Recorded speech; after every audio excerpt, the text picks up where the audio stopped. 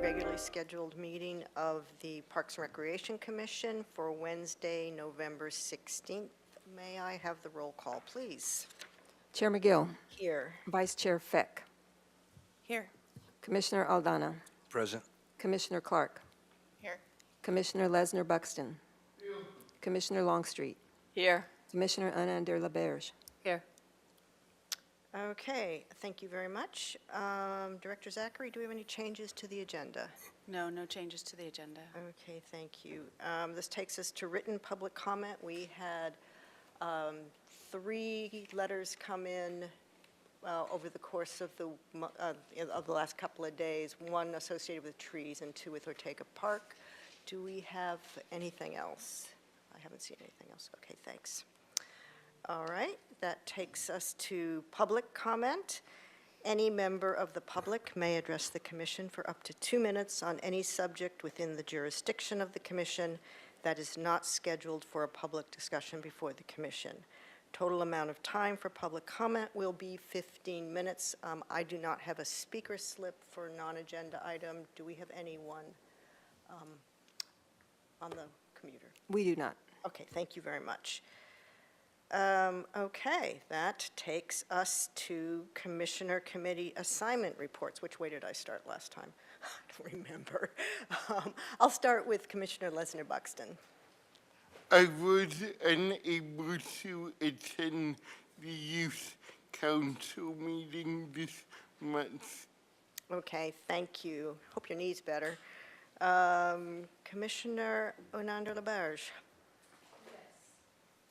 So the updates from the Arts and Crafts Show, they approved some advertising that they're going to put in the Independence Holiday Edition, and they screened 4 new members that they approved. So that's exciting to add new members, and it was a short meeting.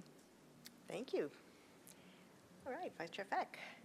Sure. So Creeks Commission Advisory was canceled this month, but I was able to attend the Create State. It's like a State Street kind of community outreach that happened November 3rd and 4th, and they were like gathering information and taking like a survey of like what people would like to see on State Street and kind of the future of State Street, which was a lot of fun to participate in, and they had a lot of people there to answer questions, and it was a good event. Thanks. Thank you very much. Commissioner Aldana. I also attended that State Street meeting on the mornings, at 7 o'clock in the morning. And the Ortega Park got the updates on Saturday. And those are my 2. Okay, thanks. Commissioner Clark. I attended the Street Tree Advisory Committee meeting, which was the shortest one I've ever been to, I think. And we'll talk about those trees later. Commissioner Longstreet. I have nothing to report this month. Okay, thanks. And there was a Park Foundation meeting last week, reviewed financials and discussed the annual fund drive and approved the administrative budget. And I also attended the Ortega Park session on Saturday. All right, so that takes us to commission and staff communications. Okay, and then that takes us to ceremonial items. Chair McGill, Commissioners, we don't have any ceremonial items this month. Okay, thank you. Boy, this is like bombing along, right? So, which brings us to consent items at 4:05. So we have 2 sets of minutes to approve. I assume we should do those separately. The first is a correction for item 3D4 of the September 28th meeting, and it's to change the 0050 to 00500 for West Los Olivos Street, which would be the tree plan. Do I have a motion to approve? So moved. A second? I'll second. Okay. Discussion? All in favor? Aye. Aye. Opposed? Okay. And then the second is to waive the reading and approve the minutes of the regular meeting of October 26th, so last month's meeting. I can make that motion. Okay, thank you. We have a second? I'll second. Okay, thank you. Discussion? All in favor? Aye. Opposed? Okay. Okay, great. Oh, that's right, yes. So one abstention. That takes us to the trees. So we'll start with Anacapa.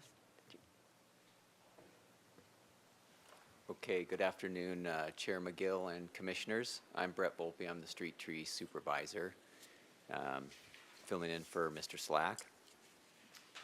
The first Street Tree Advisory Committee recommendation for your review is at 35 Anacapa Street. And it is a southern magnolia that is actually on East Mason. It's the second tree in from the corner. The application is proposed development of the property, specifically a driveway approach for the hotel that is proposed.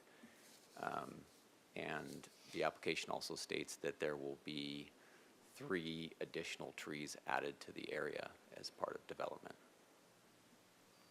So the committee, after review, recommended that the commission approve the removal as proposed on the application.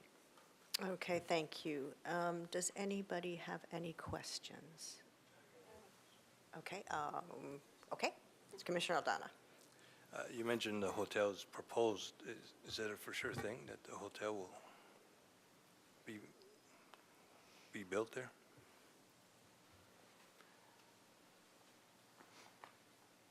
I believe so, yes. It has gone through certain functions, but I'm not absolutely sure on that. So Chair McGill, Commissioner Aldana, it's going through the development review process, and as part of that, they need to seek approval for removal of the tree. The commission in the past has conditioned removal upon completion of the project, execution of the actual project, if that's helpful to you. Yes, it is. Thank you.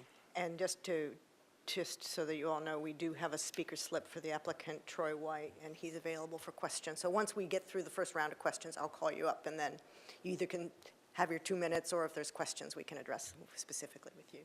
Okay, thanks. And Commissioner, Vice Chair Feck. Yeah, that was kind of similar. I just see on the note that it's not currently scheduled for review by Single Family Design Board, Architectural Board, and Historic Landmarks. So I was just wondering if, like, the order of events, like who approves something first versus like approving the tree to be removed and then the plans don't go through, or how that works. So if he provides more insight, then yeah, I'm good. I would just say, especially when we did the Hotel California, which was huge, required a lot of tree removals on Lower State Street. It was a condition we put that the trees were not to be removed until the building permit had been given. So I think it's always a good idea to have that on our, Yeah, and we've been doing that for at least the last couple of years, and I think part of this is there've been a couple instances where they've come to us sort of after the fact, and so we've been really wanting to make sure that we're not being forced into approvals. And Chair McGill and Commissioner Feck, I believe this project will require a coastal development permit, which means it would go before the Planning Commission. Okay, does anybody have any further questions?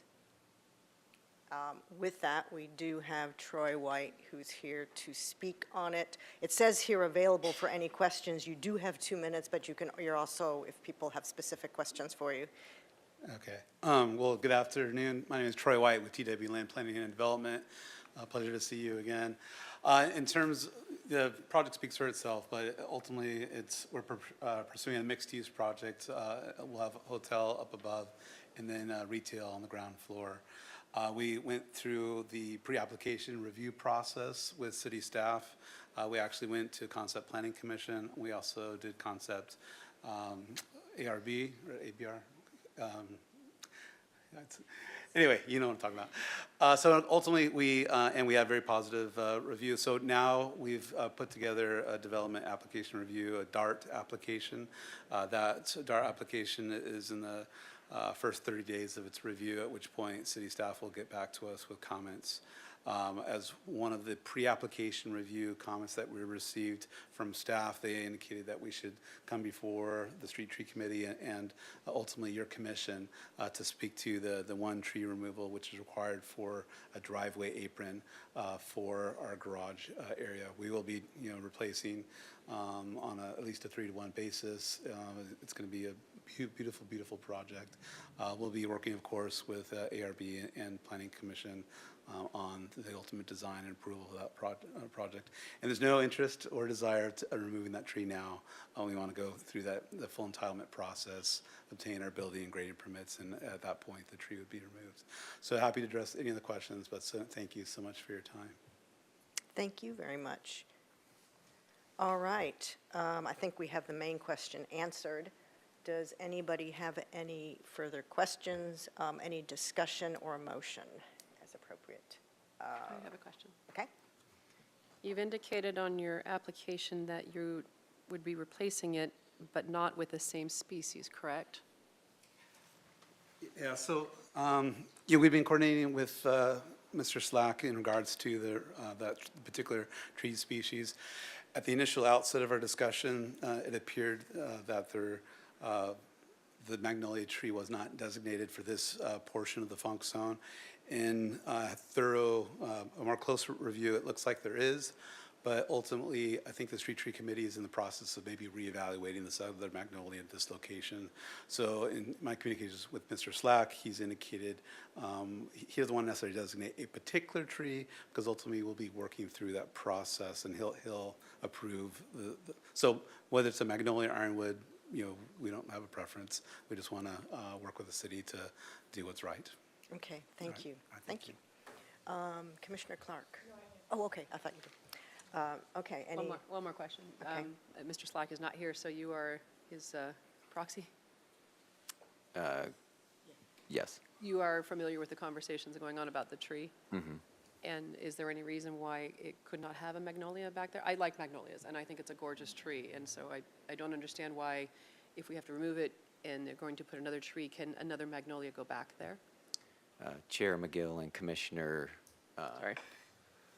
Unander LaBerge, the magnolia tree has had several pests that have become problematic on a widespread city issue. Long Beach is one of those areas that has just had their magnolia trees decimated by this particular pest called the tulip scale.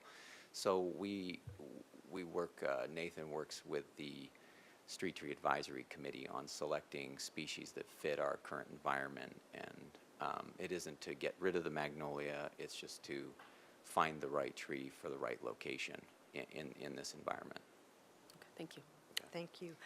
And I was remiss, before we go to the final discussion and a motion, is there anybody off-site that has their hand up? There is not. Okay, thank you. Okay, with that, discussion and/or motion? Okay. I'm prepared to make a motion to agree with the Street Tree Advisory Committee recommendation to approve the removal of the southern magnolia at 35 Anacapa Street. I'll second that. Of course, based on the fact that they're going to replace it with tree and not take the tree out until they've pulled the building permit or until it's been granted. Does it matter? Okay. Okay, so it's a motion to approve the removal condition on approval of the project. I'll second. We already have a second. I just Yes, sir. Well, third. And I do have one more question. Well, we've got okay, we do have a motion. Yeah, Is you there any got a further second. discussion before Yeah. we vote? Yeah. As far as the magnolias on Anacapa Street, do they have the same pests? Chair McGill and Commissioner Aldana, yes, but the tulip scale has had a parasitized, we've observed it to be parasitized, so it has been much reduced in the last year and a half. But yes, we've gone through and staff has looked at every tree that we have, which is close to 1,000 of the magnolia, and most of them are doing well at this point, and the tulip scale is kind of on the downward declining trend. You got it. Thank you. Yeah. Thank you. All right, any further discussion? Okay, we have a motion and a second. All in favor? Aye. Aye. Opposed? All right, so moved. Now we go to Yananali Street.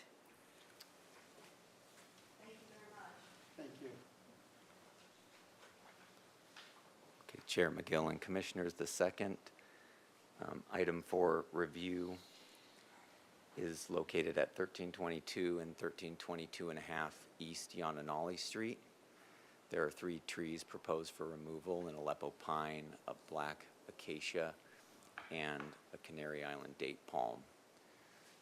After review, or the application rather, states vagrancy, misuse, and litter, lack of visibility as their main reasons for requesting removal.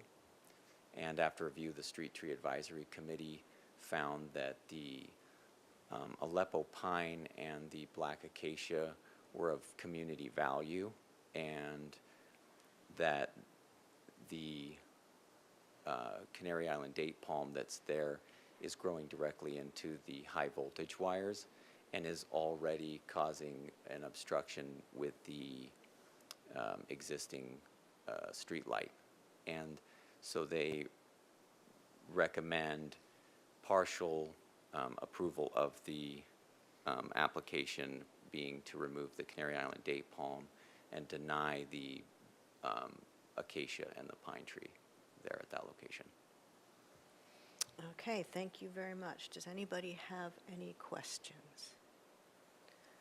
I mean, the way I understood the application, the real issue with the vagrancy was the stumps, is the way I read it, at least, and I understood that those they can remove at their discretion without any kind of permit, is that, or approval, is that's correct? Chair McGill, that is correct. Yeah, okay, thank you. Okay, if there are no questions, we have no speaker slips, for obvious reasons. Do we have anybody off-site that, with their hands raised? We do not. Okay, thank you very much. Okay, any discussion and/or a motion? I would move that we concur with the Street Tree Advisory Committee recommendation to deny the removal of the Aleppo pine and blackwood acacia and allow the removal of the Canary Island date palm. Is that? I'll second that. Okay, great. We have a motion and a second. Do we have any discussion? All right, all in favor? Aye. Opposed? Moved. Santa Cruz. God, we are bombing. Chair McGill and Commissioners, the last item for your review is at 101, located at 101 Santa Cruz Boulevard, and it is 2 setback trees, a pepper tree and a Mexican fan palm, that the application is proposing them for removal due to development of the property, and the trees are in the footprint of the new proposed development. And then after review, the Street Tree Advisory Committee found that it was a reasonable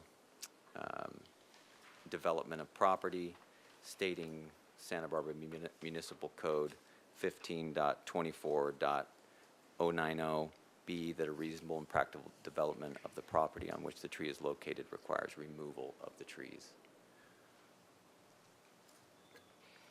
All right, does anybody have any questions on these trees? Okay, no speaker slips. Do we have anybody off-site? We don't. We do not? Do not. Do not, okay. Discussion and/or a motion? All right, I will make a motion to approve the setback tree removals at 101 Santa Cruz Boulevard of the pepper tree and the Mexican fan palm on the determination that it is a reasonable and practical development of the property. I'll second. All right, any further discussion? Any discussion at all? I'm going to miss that house. I'm going to miss that house too. It's such a cool house.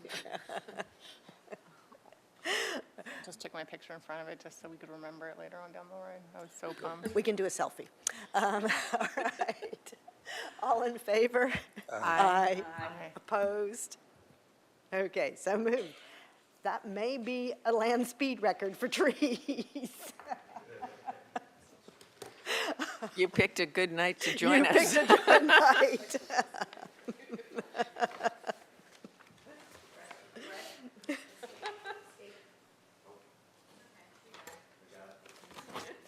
All right, thank you very much. Ooh. Which, God, I'm not so, I can't keep up. Which takes us to the director's report. Chair McGill and Commissioners, although on the shorter side, I can guarantee that we are very busy as a department. However, we did want to share with you that the second year for the Santa Barbara Half Marathon went off really well. Santa Barbara has been the home to many running events over the years, and COVID put a bit of a damper on that for some time. Had a very popular half marathon event. The outfit that's doing it this year and also did it last year has really put together a very good race, working closely with staff, bringing in people from around the country and internationally to participate in the event. And then this is another example of an event where we, working with the Arts and Crafts Show Advisory Committee, are able to hold an event in the waterfront on a Sunday at the same time that the show can occur. So we consider this a success, a second-year success. What's also of value to the department and the community is it raises funds for youth sports running programs for local high schools and junior highs. And there's a local running organization, Santa Barbara Running Association, that's done that for many years. So there's a big give back to the community for this event. And then that sort of wraps up what happened in November. I would say we're nearing the end of the calendar year, and so we have a holiday coming up, Thanksgiving. We have a commission meeting in mid-December, and then the city does shut its doors for essentially 10 days, close to 10 days at the end of the year. So beginning on December 23rd through January 2nd, city offices will be closed. Our staff, of course, will still be working to some extent. We have them staggered because our parks are still open and events still occur in our facilities, so we're still providing services to the community during that time. For your December meeting, the commission will be considering advisory committee appointments. We have a number of advisory committees that are appointed by the Parks and Recreation Commission, the Golf Advisory Committee, IPM Advisory Committee, the Street Tree Advisory Committee. I think that's what we have for this year, and I don't actually know how many we have up, but you will have that on your next agenda. And then we'll also have a presentation from Tina Nelson, our business manager, on the Gulf Fund Capital. We decided to separate it out from general fund as the golf course has done better economically. It's given us the opportunity to take a hard look at a lot of infrastructure needs at the course. So we'll provide that to you as well. And then for our community gardens, we've been working for some time to identify and develop new garden policies that sort of bring us into this century and make sense for the operations of the gardens, and want to share and get the commission's feedback on that at the December meeting. And then in January, we have some other activities, including turf renovation and irrigation improvements that we're doing with ARPA funds that council allocated, commercial activities in parks, and then we have a couple more advisory committee liaison appointments for folks that can't make it in December. So that's tentative for what we have coming up in the next 2 months. Okay, great. Thank you very much. Any questions or comments for Director Zachary? Okay, great. That half marathon sounds, it's great. It's great that the coexistence is there and it's peaceful, and it's obviously a really good event. So glad to see that up and running and happening. And now, I think that's the list. It is the capital program presentation. Chair McGill, I'll be doing the presentation, and Assistant Director Jasmine LeBlanc will be helping me with the technical part of it. So hopefully we didn't practice, but I think we can get it. So. We have faith. What's that? Have faith. Well, we can regroup if necessary. So with today's presentation, we're going to focus on the general fund projects. So when we talk about that, those are projects that occur in our parks and recreation facilities. They aren't Gulf Fund projects and they aren't Creeks Funds projects.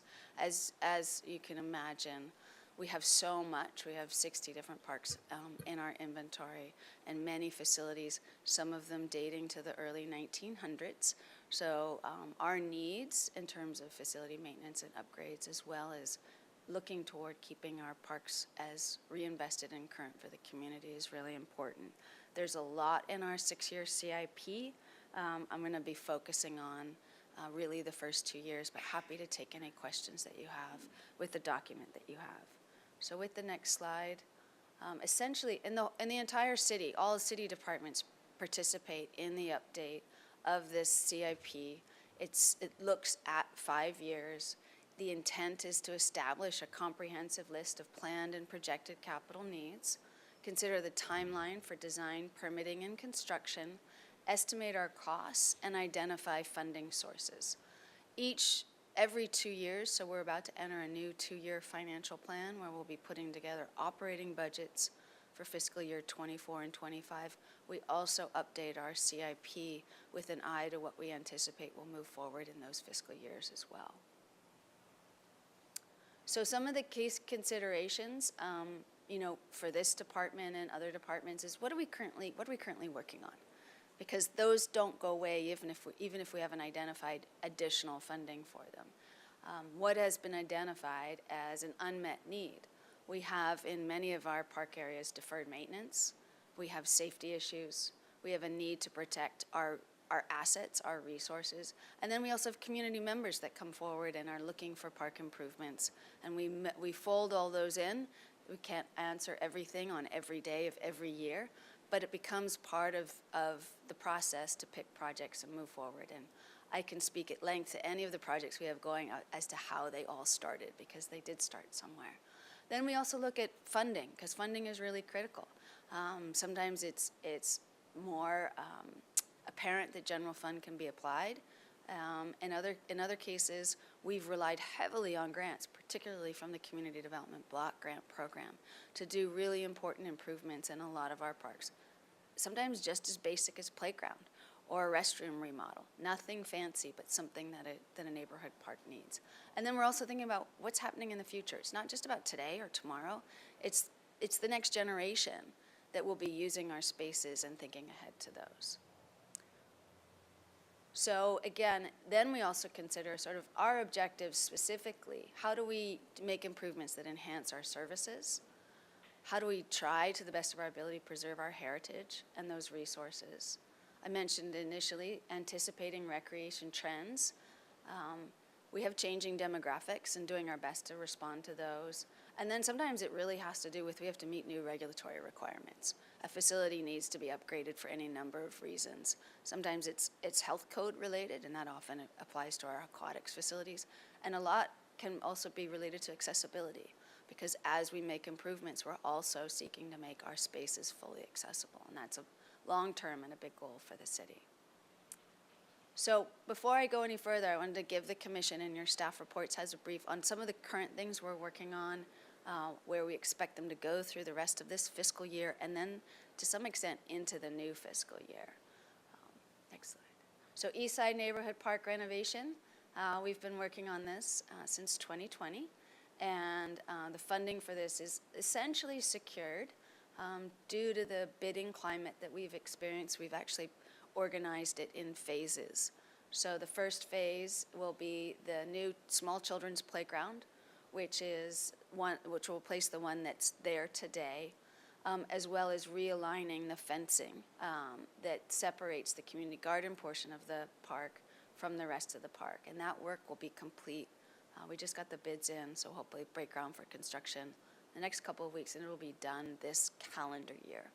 And then in the next calendar year, will be going out to bid for the balance of the project related to the public access park improvements, the additional new playground, putting in the fitness equipment, and also the accessible walkway.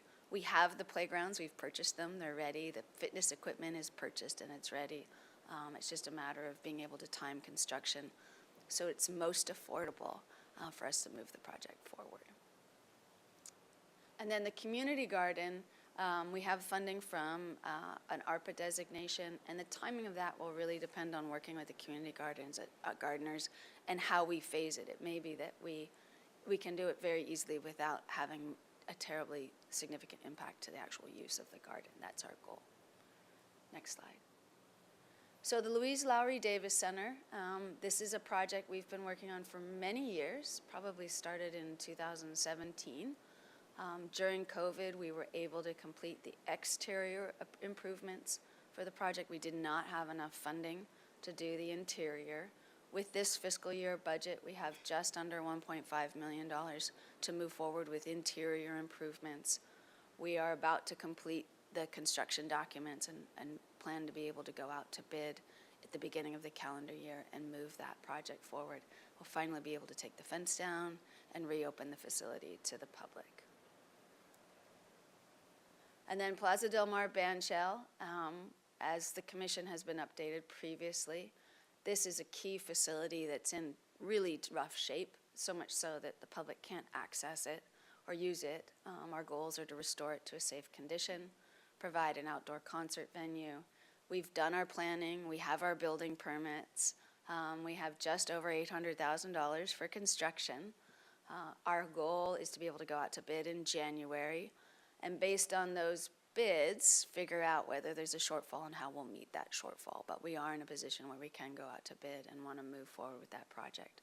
It's currently, the final plan set is being reviewed by the Public Works Department, the city engineer, before it goes out to bid. In the CIP, you may have noticed that there's some additional funds proposed, not in the next 2 years, but to look at ways in which we can make other improvements to improve access, safety, and protect the asset, which still need to be defined. Excuse me. So Carrillo Gym renovation, the commission a number of years ago did a tour. I think Jacob will remember that, and a few of you didn't. Were you? Oh, well, we can do it again, particularly before we go into construction. It's quite eye-opening. This is a wonderful facility that is falling down. And in the last couple of years, working with Public Works Department, actually did a full systems assessment and developed plans to do basically exterior and must-do repairs. It won't address any interior repurposing of the space, but it will repair the concrete roof deck, waterproof it. As you can see, there's fencing around the roof. This was first designed as a tennis court and then used as a basketball court. We do actually have permission, I believe, to have up to 39 people back on that court, working with our building and safety division. So once it is ready to roll, we can think of creative ways to make use of that space. We need new windows. The building is falling off. There are pieces of it that fall down and people bring them to our office and we store them because of the spalling and the terrible degradation of the concrete. So we'll be doing those repairs. And there's some other door improvements and then painting the entire structure. Those plans are complete. We have our approvals from the Historic Landmarks Commission. We have our building permits. In this fiscal year, $2.5 million was allocated for construction. We're hoping that Public Works will be able to pick that up in the new calendar year as well. We need to figure out how to stage it and schedule it. The gym is used, so finding new space for the folks that use it to recreate is one of our considerations. Chase Palm Park Arbor, the commission saw this project, I believe it might have been as long as December last year. This will install an arbor on the patio at Casa Las Palmas. It's a remnant of the plan to actually build Chase Palm Park in its entirety. There was an arbor designed and proposed that was never constructed. The location for that arbor is not a great location given how the park is used today. So we've designed and will be constructing the arbor, which will have wisteria on it, in honor of Fess Parker's wife, and are currently in the final design phases. We'll also be making accessibility improvements to, around, and in, around the building, and also for the patio, lighting, and then also other ways to secure the site. So hopefully that will go into construction in fall 2023, once the busy summer season's over. Dwight Murphy Field renovation. So this project, we received our coastal development permit from the Planning Commission back in August of last year. City Council approved the contracts to do final design and construction documents. Those are well underway. We recently got our project design approval from the Architectural Board of Review, and we have about $800,000 that's tied up in design for our designers to complete the work and basically be at the point where we can go out to bid for construction. Right now, our agreement with the Gwendolyn Strong Foundation is they would bring in $6 million toward the project. The capital program shows grants of $9.5 million. 1.5 of those is part of an federal appropriations bill that isn't quite approved, but we hope will come forward. And then the department's in the process of applying for additional federal money of up to $8 million. So all of that coming together, it may be that the city funds that are needed for this project would only be $6 million. And we could be in the position of actually moving it forward in fiscal year 25. Ortega Park revitalization. We had a community meeting last Saturday to really focus on the community gathering spaces for this park, and then also to provide community members with an update on where the project is. It too is in final design and construction documents with our designers, and the allocation that's currently in the budget this fiscal year is just under $1 million for that very purpose. It says construction TBD, and it says seeking grants in 2023. We have been really challenged when it comes to grant funding, but are hoping that will turn around in the new year. And as I know more, I'll certainly be happy to share it with the commission. But looking under every rock that we can possibly find, there's some programs that might open up next year, but we have no control over them, and it would be state or federal funds that we'd be looking at. Next slide. And then Franceschi Park Master Plan and House, Commissioner Longstreet. I'm sorry we didn't get this done in the last 20 years. So I believe this was. I know. We did get direction from council to look at replacing the house with an interpretive pavilion. We had some funding in our capital program that actually got taken out at the beginning of the pandemic due to the city's concerns about its financial condition. A little bit of money was put back in this year. We're in the process of restarting the design, which means putting out an RFP for consulting services. And then also beginning to frame what the actual management and master plan for the park is. There is a master plan. It's really not appropriate for how the site can be managed with our limited resources. And then we also have the overlay of being mindful of wildfire fuel reduction, the surrounding neighborhood, and really re-looking at how we can make this park the best asset it can given all of this constraints that it has. In the CIP, there is a request for an additional $500,000 with the idea that we could be far enough along that will actually go into final design. And I think the biggest ticket item, depending on cost, will be the CEQA document. So it will require an environmental impact report. The house is considered a historic resource, and so the loss of the house would have an impact that we would have to find ways to mitigate. So hoping that we will design a project that will get us through some of those impacts. It won't be inexpensive. That says nothing for what it'll actually cost to construct any improvements at the park. I must say, I'm surprised the house is still standing. In the first year I was on the commission, we toured it, and it was so degraded at that point. It's just amazing. So thank you, Commissioner Longstreet, for our commission as a whole. You know, there's been many community discussions for many decades about this house, and the Pearl Chase Society did step forward and had Skipper Construction do some work to help shore up the house back when there was this concept that we could restore it and afford to restore it. So that's probably helped preserve the house. However, it is in fairly rough shape.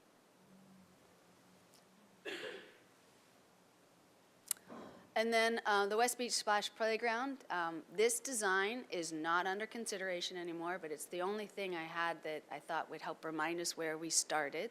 This project's been delayed due to COVID. We also are planning to scale it back and restart the community dialogue as to how to provide a play space in this location while at the same time considering the sensitive resources that we have in the area. So hopefully we'll be able to begin that in the new calendar year as we get some other things done and off our books. And then in fiscal year #24, the request is to put additional funding back into the project. It did get defunded during the pandemic to complete design and permitting for this, because we do need to move it forward. It is one of the city's greatest eyesores and a real challenge. However, we can't just go do something in this location. Thank you. All right, new projects. So beginning with, I believe, Alice Keck Park Memorial Garden. This has actually been in our CIP for years, too. This is a wonderful park. It's well loved by the community. It was built in the late 70s. It is very much in need of an overhaul in many ways. And to do it justice, we need to create a comprehensive plan.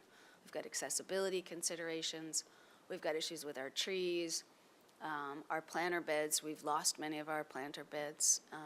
The way the garden was designed is not a garden that a municipal parks agency really has the capacity to maintain. And so we need to be able to rethink how can we keep a beautiful garden that really many, many people love, but make it more sustainable for our maintenance. So this is a laundry list of everything that's needed. I've been talking about it with my colleagues for years and years and years.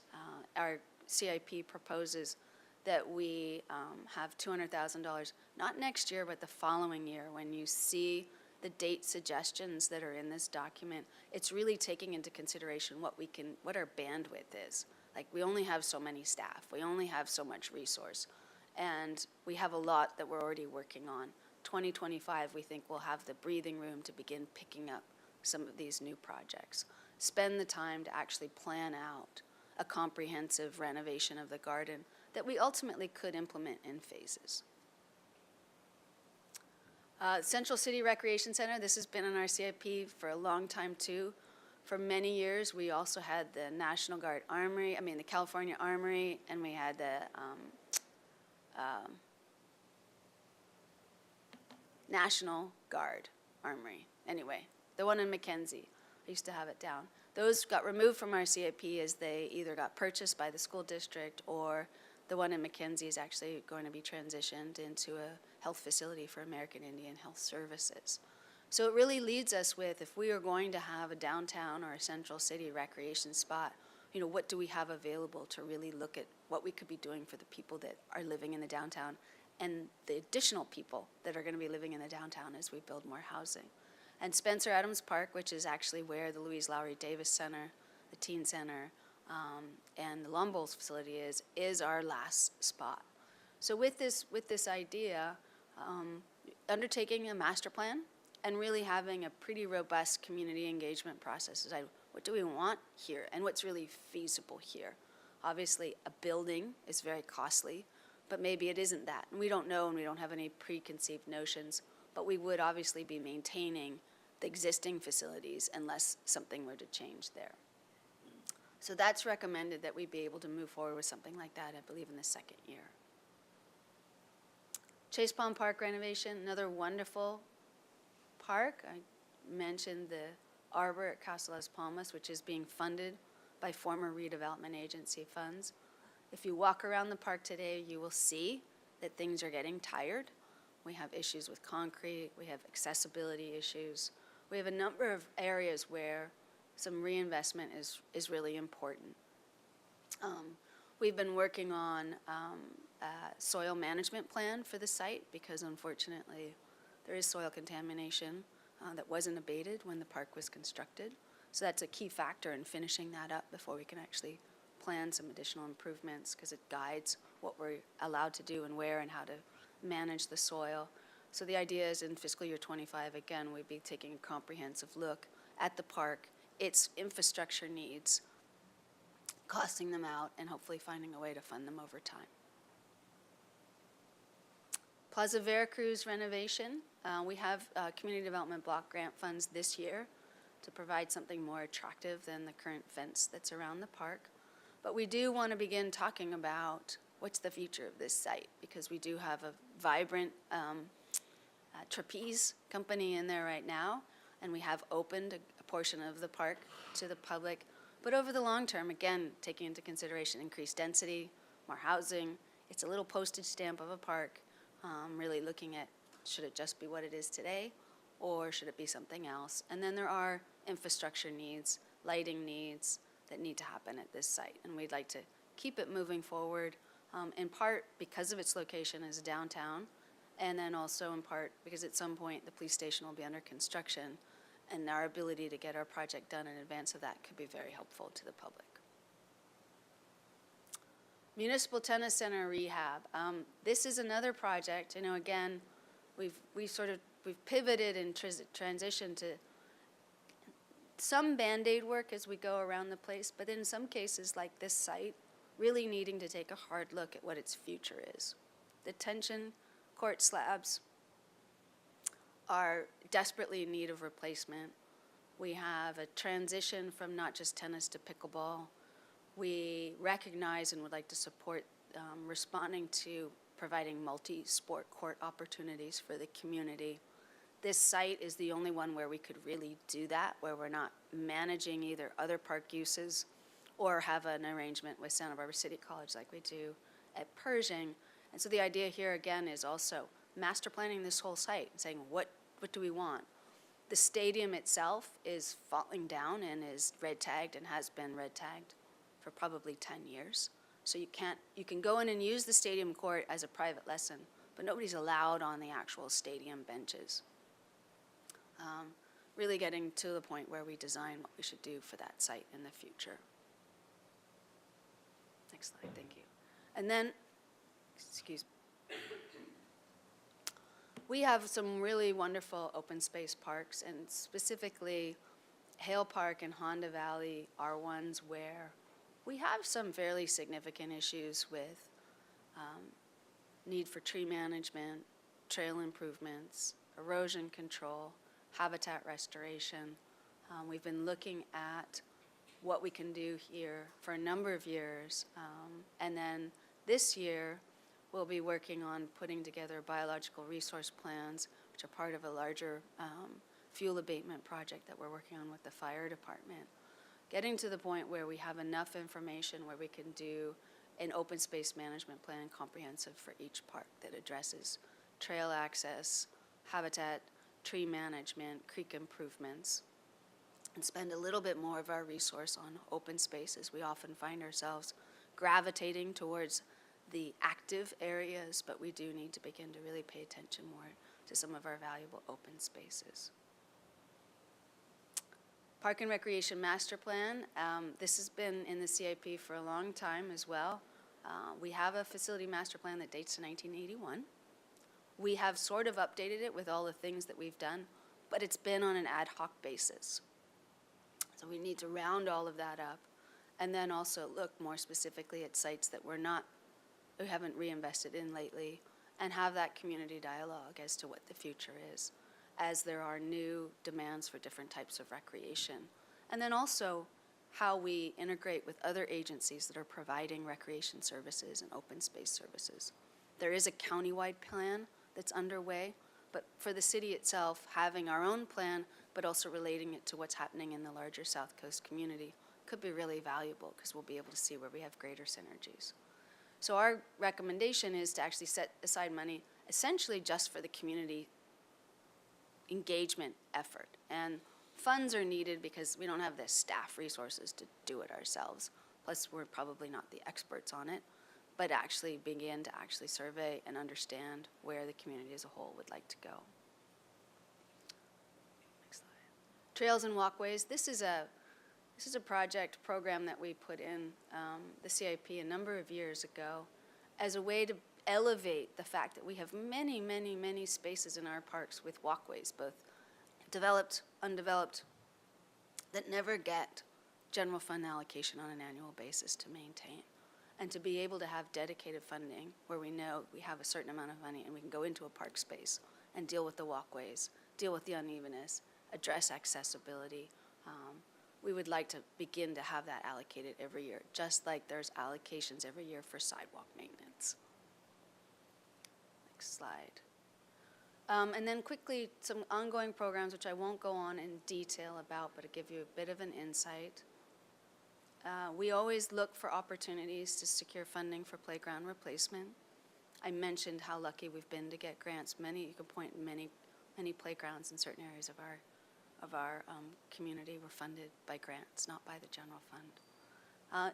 Park infrastructure safety. That's anything from benches, barbecues, gates, other improvements that we need to make that just aren't funded. Just this isn't that. It's in our operating budget. We essentially have $20,000 for 60 parks. So having a capital fund allows us some flexibility going, we need to go in and replace this many benches or this many picnic tables. We have the resources to do that. Park field renewal and irrigation. We have funding this year that we'll be doing improvements to as many as 11 parks. We have used funds in the past to do irrigation improvements like Cabrillo Ball Field, for example, and really keeping that in the CIP too, because we have 30 different irrigation systems in varying states of age and function or dysfunction. And then lastly, the Urban Forest Management Plan implementation. This is something we started a couple of years ago after Measure C passed, and really it becomes a program that we work with Public Works looking at areas where new trees could be planted in conjunction with street improvements, but also areas where, because of a lack of funding, we're doing some catch-up work on tree maintenance that's really critical for a neighborhood, for liability issues, any number of reasons. So keeping that annual funding supplements basically what we have in our operating budget. So I want to just briefly touch on some potential grant source projects to give the commission an idea of, we try to balance, we look at what do we think we could recommend come out of the city's funds, whether it's Measure C or the general fund. Where do we think we could secure grants because the fit is there based on the location, and community development block grants are key to that. And then where are we working on projects or we think a funding agency is interested, and Ambassador Park is a primary example, where it's outside funding that's funding the work effort. And so it still allows us to advance key needs in our parks without taking away and still doing smaller projects. So we have a few that we want to point out. One is Alameda Park, or Alameda Plaza. We have actually in our capital plan doing a lot more there related to the walkways and the lighting, but we're looking at applying for a community development block grant just to deal with lighting in this location with the existing light poles and just replacing the fixtures. As you can see, that is what they look like in the park, and they date from the 1970s. Next slide. Bonet Park, we just finished a great project there. As you can see from this photo, there's a lot of mulch around the basketball court.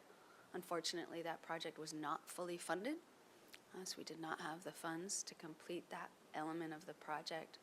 So we're looking to apply for community development block grant funds to actually expand that court area so that we have 2 basketball courts. And also with a larger area, it provides a diverse opportunity for recreation for youth. And then West Side Center, we replaced the playground this year with community development block grant funds, but did not have funds to deal with the basketball and handball court asphalt. We also want to install some new trees and do a little bit of drought-tolerant, low-maintenance plants that will help sort of improve the aesthetics, make it a little less industrial-looking, and then also buffer from the adjacent freeway noise. So we'll be looking at applying for a community development block grant. Each one of these 3 projects that I've mentioned are just do-it projects. They're not complicated. that don't require a lot of planning and permitting or anything. We know we can get it done within a year. I think there's one or two more. Ambassador Park. So we've been working with the Coastal Conservancy and a large group of Chumash community members to put together a conceptual design for revisioning this park to recognize and honor the heritage of our Chumash community. And it's, as I mentioned, is currently funded by a grant. The proposed capital assumes that if we get through conceptual design, and that's something the commission will get to see in the new calendar year, we would be able to seek out additional grant funding to keep it moving forward. So the proposal is not yet to include general fund allocation. And then the Douglas Family Preserve. We're very fortunate that we have an endowment, which is held by the Park Foundation. Over the years, we've done some habitat management, dealt with invasive tree species, done some trail improvements. But in the last 4 years, we haven't been in a position to do very much. We're putting together a plan where we can propose to the Park Foundation that some of those endowment funds enable us to update our management plan and really focus on habitat enhancements and trail access. And so those would be funded through the endowment. We anticipate we'll have time to get on that probably in the next quarter, 3 or 4 months, and then move forward over a series of years to do that. And that brings us to the end of the presentation, and we're here to ask for your thoughts, your recommendations. I think there's one more slide. Overall approach to the program, projects. You have a short staff report. You have a lot of detail. The commission will see all of this again when it comes to budget, and then we will be coming forward in the new calendar year with some more reports on the projects and where they are. And that concludes my presentation. Happy to answer any questions that you might have. Thank you very much. So I will turn it to the commission. Does anybody have any questions for Director Zachary? Commissioner Aldana. Regarding the West Beach Splash Playground, where are we at with the 7 trees? I mean, we're going to find a happy medium, maybe just remove half of them, or I'm hoping. The bird nesting trees. So Commissioner Aldana, were you asking what about those trees?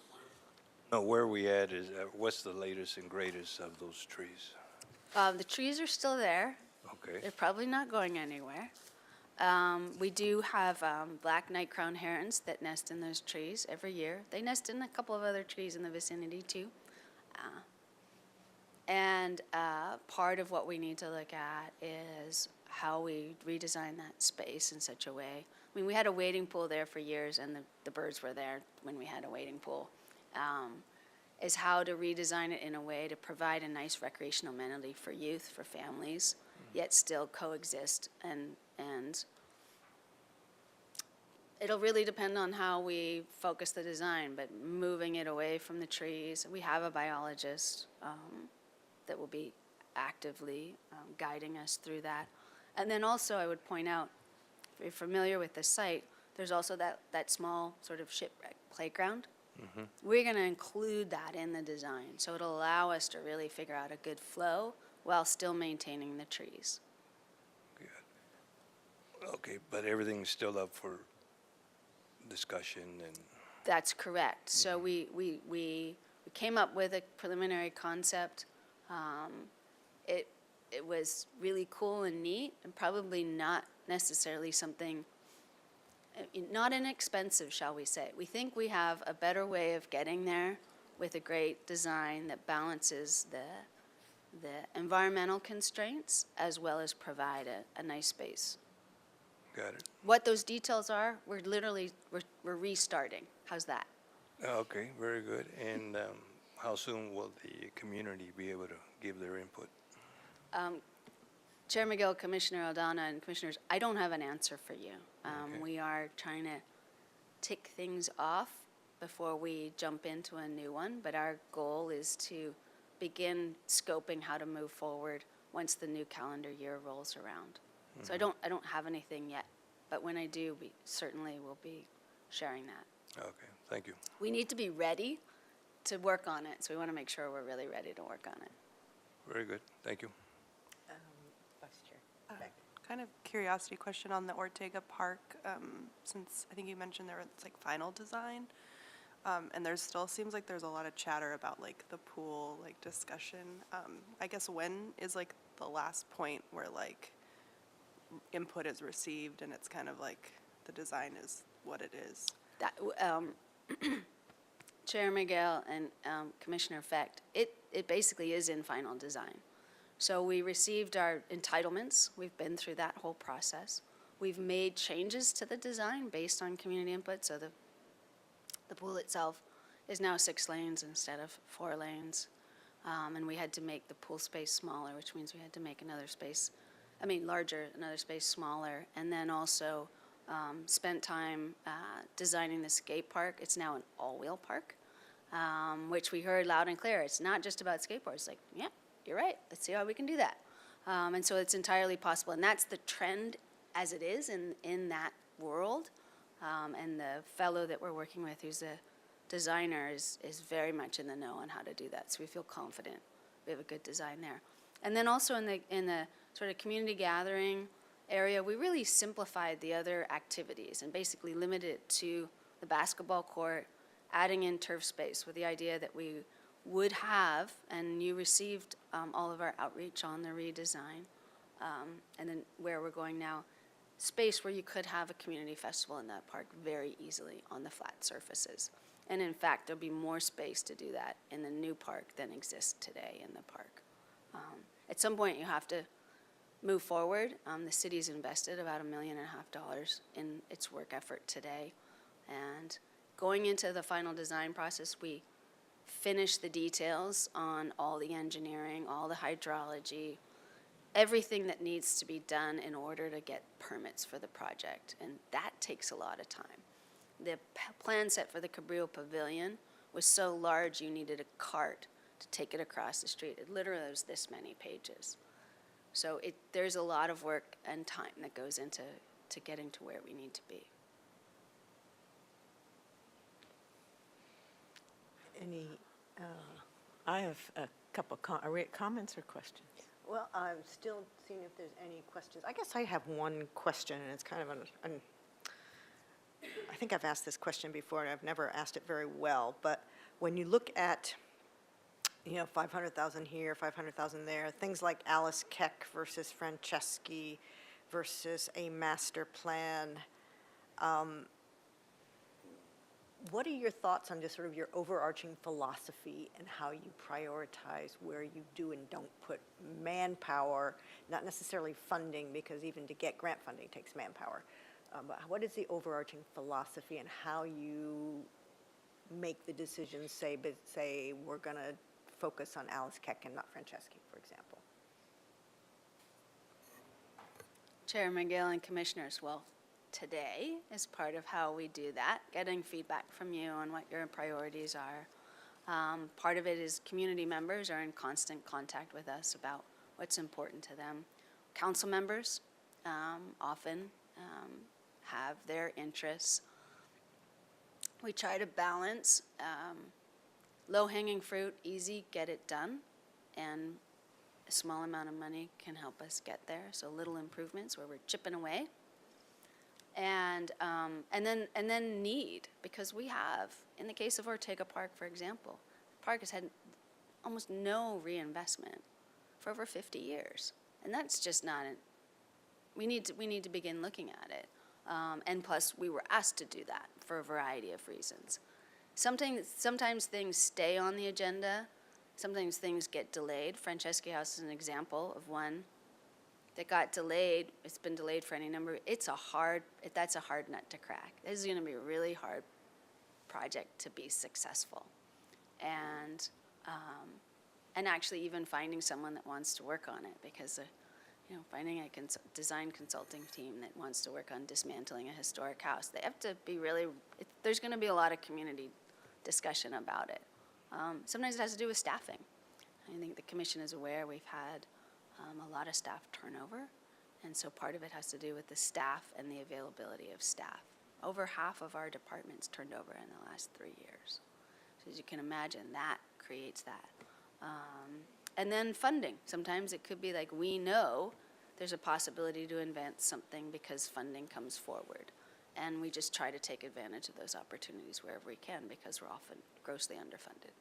I don't know if that's really helpful, but we know we need to do these things, and so keeping them in the discussion, it might be yes, but we may not get to it for another year. We don't want to stop making improvements with our parks if we don't have this overarching master plan. We don't want to wait for that. We want to do stuff and then keep that moving forward, if that makes sense. Yep. It's tough. We have so much to manage. That's the challenge. Yeah. And so much that has not been maintained well for so long. We're not even talking about Mission Historical Park or the Orpets. We have other assets in our inventory that desperately need attention. We haven't even got to those yet because we focus on things that we know we can get done and make, hopefully long-term improvements. Yeah, thank you. Is that a question, or are we moving? You have a question? Yes, I, Okay, great, go for it. okay, let me see here. As far as the former RDA funds, you mentioned regarding the Chase Pump Park, just a rough guesstimate, how much is available in the former RDA? So if you look in the attachment, I believe we still have about 730,000. So this is money that was set aside in the redevelopment agency budget by agreement with the Parker family. And so those are the funds that we're using for that project. There's no other funds that we're allocating to it. Got it, okay, that's, So on that page, you will see, for example, the current year budget is 733,581. That's the amount of money we have to move that project through and complete it. okay. And also going back to Ortega Park, because I have had some conversations with a few people that were not able to make it. They would still like to see some tweaks. Who can they reach out to? They can always send us a communication. I got an email from someone who was at the meeting on Saturday. Had some suggestions that she had, and they were all, just little things that was like, okay, great. And is there a deadline? Well, we're in final design, so if somebody wants to move their restroom next to the junior high, that's not something that we can do Well, right now. again, it's tweaks, so. People can give us information as long as they would like to do that. We balance the fact that we have one voice over here, but all these other voices over there. And I can say, I don't think there's one project that I've done, even the Oak Park dance floor, that didn't require ongoing discussion forever, and then once it was done, everybody's happy. But it's that, what I think that really speaks to is how important it is for people to think about what happens in our parks, and that's good. We can't please everybody all the time. We try to get the largest amount and think not just about an individual desire or need, but what's the larger community benefit? That's really our goal and our objective, and hopefully we get it right most of the time. And the email should go to you? Sorry? The emails should go to you, or? Oh, sure, or Justin Van or Mullen. Justin. Absolutely, and it's all on our website. So all of the information that's been generated on Ortega Park is on our website, including the updated site plan that we presented on Saturday. And we did, I know I keep forgetting this, I want to say we direct mailed over 3,000 people, in addition to everybody in our constant contact list, plus everybody else that's been engaged about that meeting. Got it. And the fact that our website's updated. So even if they couldn't attend, they could actually go look at where we are. Very good, thank you. You're welcome. Okay. I think that's probably for questions. Any comments? And she's off. Well, yeah. This week I did send an email to the Finance Committee because we have a surplus and we're designating where to use it. And I keep thinking, we have all these do-it projects, some of which are a couple $100,000 here. We looked at the trees we talked about last month. And I would like to see the city have more of an awareness. I think often parks are not looked at for their importance to the community. Why we sit up here is to advocate. And I just, some of that, it seems to me, should go into these projects that only get more expensive. If we had done what we planned to do to Franceschi 20 years ago and hadn't got waylaid by the Pearl Chase Society and all the other politics, there would be a place up there that was sustainable and usable by the public. So I really want to see more funds come down our way. Yes, we can't up our ongoing staff costs and all of those things, but we can make our staff dollars go farther if we have more up-to-date irrigation, if we have more up-to-date facilities that don't require the maintenance that they require currently. I really think that city needs to focus downtown for every density that we increase in this downtown core. Without open space, we're making an unlivable community. Yes, you could always walk to the beach or you could walk up, but not everybody's going to do that. Where are those dogs going to go that people are going to own for a livable lifestyle? It makes the Alamedas very important, extremely important, and they're neglected right now. You know, so I often feel when this planning process is happening, open space and people's needs that way are overlooked. We get all bound up in parking, which is going to be a big issue where, you know, in the future. But we forget that you're going to need to walk outside and you're going to need to have trees to offset all these people and to make it shady and livable. I'm also concerned about the children in our community and how little we prioritize. And I don't mean we by Parks and Rec. I mean we as a total community. The splash pad. To me, yes, it's an eyesore, but the main thing is we don't have access to water play for we have a beach, but something that doesn't require a lifeguard.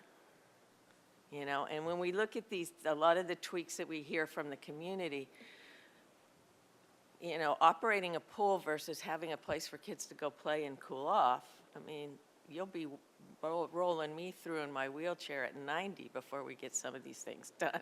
So I just really want to put a word out that I hope some council members pick up about what's a livable community. You know, the units they're talking about building are not necessarily livable communities. They don't have, we're not going to turn into New York City. That's not why we moved here. So we need to make sure we make the green accessible areas available.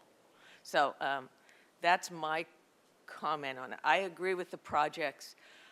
I think it's always funny to see them down in like black and white in an order, because we all know that if funding comes through to do something special, you guys are going to jump on it and it's going to get done. So that, I appreciate the flexibility of staff and the creativity in all of the fundraising that it takes. It's kind of astounding to think to get anything done that benefits our entire community, you have to go out and grant fundraise it, you know? We're not doing that for our streets, yet this is as important, and with the environmental issues coming, we really need to start thinking in a little bit different way about these things, in a big different way. You watch, the school district decided to put up solar and it went up. We don't do that. We can't do that. Everything takes 27 discussions. I know everybody has a great idea about Ortega Park, but gosh darn it, it's going to get more expensive, and we got to get it done. And not everybody's going to be happy, and but it is right. Everybody will be happier than they are now when it's done. So thank you for this. I really hope moving forward, you know, all these projects go well, because I just see some of them that, like Franceschi, that you guys have been butting your heads against the wall forever. I personally, every time it's come Franceschi versus doing Ortega, I would pick Ortega because people go and recreate there. Up on the Riviera, it's not accessible to the majority of our community. So I think that's a really important part of how those decisions are made. So thanks for all this work, and keep going.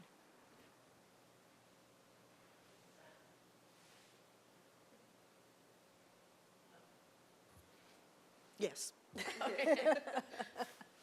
No, but it's, I mean, it does feel sometimes like it's a little bit preaching to the choir, because I don't think there's much, if anything, that Commissioner Longstreet said that anybody in this room would disagree with. And it's really hard with limited budgets and manpower to the priorities, and that's why I ask about priorities, get difficult, and like you, I would always prioritize an Ortega Park over a Franceschi for all the reasons that you said. It's really looking out towards what the community access and the community need is. I struggle with how we, or you collectively, balance a robust community outreach and discussion with actually getting things done. I mean, at some point, and any of us in our careers would know, at some point, you actually have to say, okay, if this is ever going to happen in our lifetimes, we have to stop and move forward. And I think this city as a whole struggles with that greatly.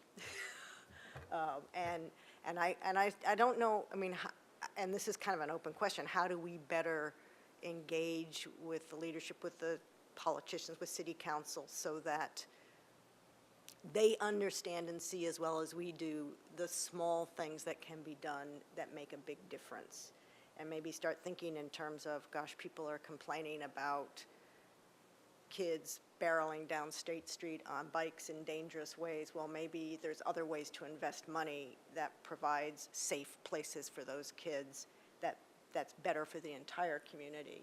And to me, that's a huge missing conversation, because it gets caught up in kind of headline shouting type stuff. And it's kind of an open question of how do we collectively create a better and more productive conversation? Would council talk to? Could we sit and talk to council? Another part of that is it's hard sitting up here to say no when you have 15 people come in and tell you, don't do this, but you know that the benefit is going to be for 5,000 people. And I would encourage everybody to keep in mind what a project benefits as you go forward making decisions. My time's almost over, and it's the hardest part. An example I think, is the trail improvements you wanted to make that we had a whole plan for up at Douglas Family Preserve. And they were going to do they were going to be accessible for many more people, and it got stopped. And I still think it's a shame that people couldn't see the benefit of having that more accessible. So I would encourage you as commissioners, yes, we always want to listen to the public, but we don't want to get railroaded by special interests that deters everybody else's use. So.